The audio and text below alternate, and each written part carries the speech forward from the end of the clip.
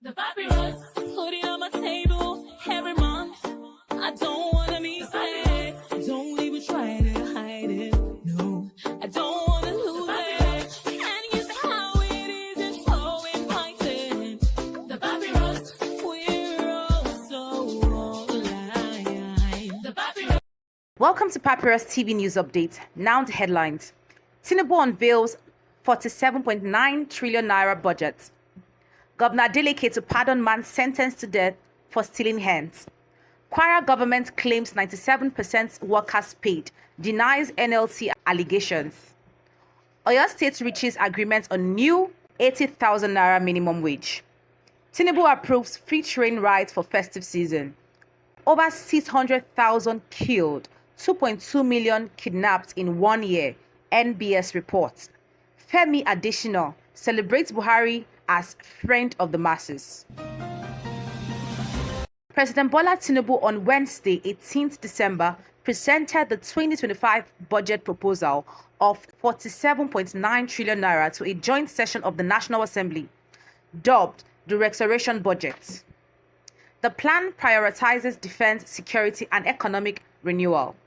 Key allocations include 4.91 trillion naira for defense and security, 4.06 trillion naira for infrastructure, 2.4 trillion naira for health, 3.5 trillion naira for education.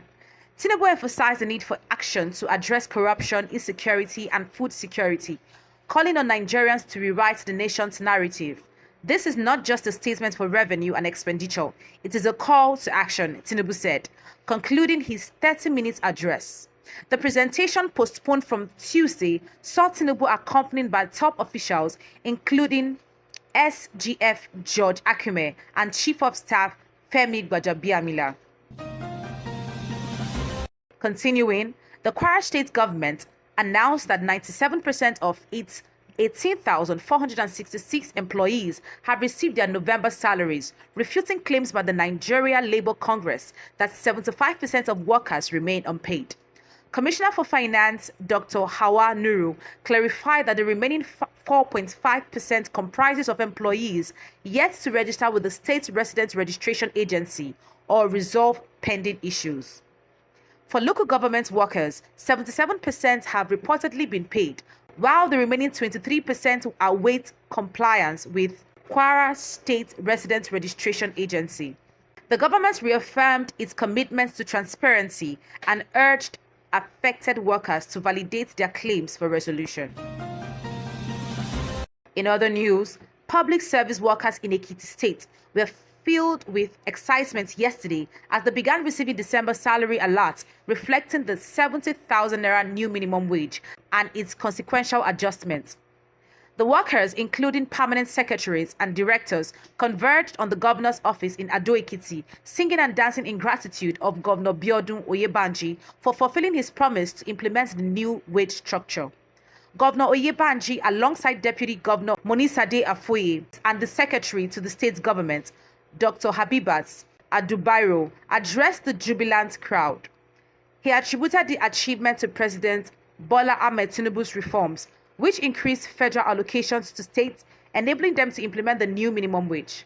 The governor expressed hope for further improvement in state revenue, promising that workers could expect more upward reviews if the reforms continue to yield positive outcomes. 70,000 naira is just the minimum. With better revenue, we can do more, Oyebanji said. He urged workers to remain steadfast and supportive of the government's efforts. In another development, President Bola Tinubu has approved free nationwide train rides from December 20th, 2024 to January 5, 2025 to ease transportation costs for Nigerians during the holidays. The announcement was made by Minister of Information and National Orientation, Mohammed Idris, who reiterated the president's commitment to alleviating transportation challenges for vulnerable citizens.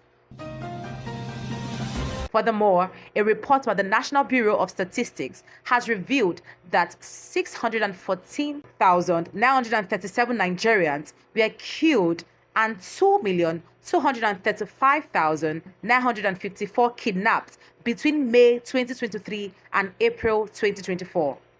The shocking findings were contained in the 2024 Crime Experience and Security Perception Survey, which highlights severe security challenges across the country.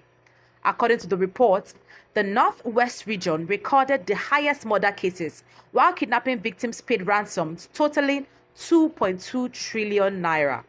Nigerians also spent significantly on personal security measures, particularly in urban areas. The report calls for urgent security reforms to address the worsening crisis. Conclusively, Femi Adesina, former media aide to ex-President Muhammadu Buhari, has described his former boss as a friend of the poor, praising his refusal to remove fuel subsidies during his administration. In a tribute marking Buhari's 82nd birthday, Adesina reflected on the former president's concern for the ordinary Nigerians, even at the expense of tackling corruption in the subsidy regime. He argued that the people should not suffer the consequences of failing oil prices when they gained nothing during price surges.